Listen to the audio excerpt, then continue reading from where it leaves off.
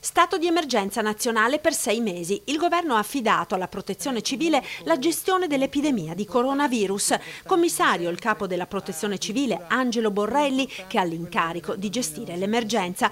L'ordinanza prevede tutta una serie di misure da attuare, i controlli negli aeroporti, lo stop ai voli da e per la Cina e le norme da seguire per i passeggeri anche provenienti da scali intermedi.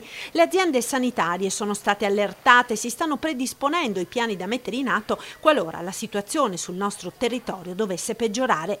Seguiamo le indicazioni dei nostri istituti scientifici e del Centro Europeo per il controllo delle malattie, ribadisce il Ministro della Salute Roberto Speranza. Il mio messaggio è questo: l'Italia è un grande paese, abbiamo uno dei migliori servizi sanitari del mondo.